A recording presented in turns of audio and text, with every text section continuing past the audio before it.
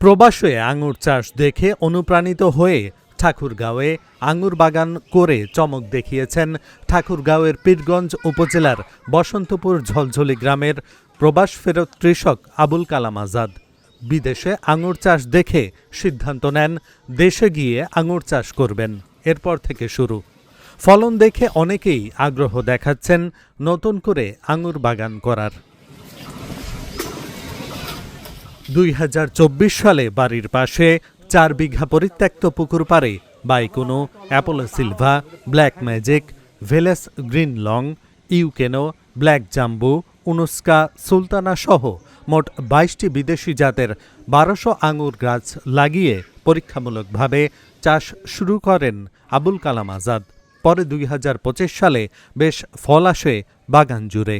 আবুল কালাম আজাদ ভাই উনি একটা সাহসী উদ্যোগে নিয়ে যে আঙ্গুর বাগানটি করছে বিশাল এরিয়া নিয়ে, আমি এই বাগানটি দেখতে আসছি।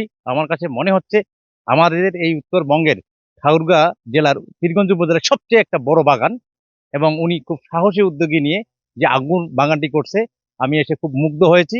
উনি আঙ্গুরের চাষ করবে এটা আসলে কেউ কল্পনাও করতে পারে না। সবাই ওনাকে পাগল বলে আখ্যায়িত করছিল।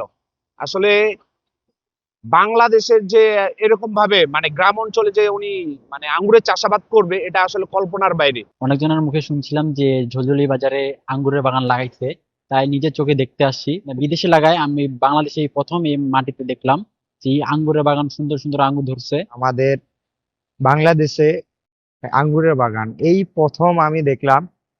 যিনি এই আঙ্গুরের বাগান লাগিয়েছেন, আশা করি তিনি অনেক লাভবান হবেন।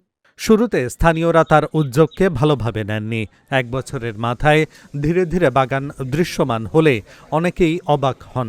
এখন থোকায় থোকায় ঝুলে থাকা আঙুর দেখে উৎসাহিত হচ্ছেন আশেপাশের মানুষ। আমি দিনাজপুর থেকে এসেছি আঙ্গুরের বাগান দেখতে।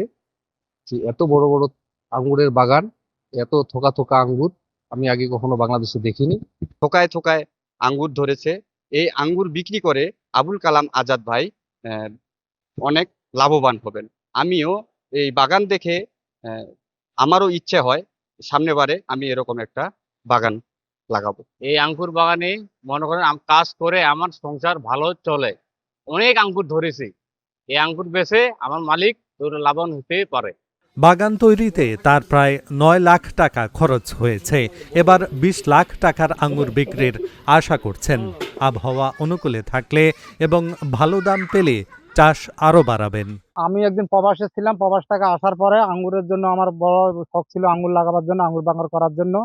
কেন এই ফলগুলা বিদেশে আছে, আমাদের দেশে যদি আবাদ করা যায় কিন্তু আমাদের দেশের কোনো অভাব অনটন থাকবে না, বিদেশ থেকে আমদানি করার দরকার নাই।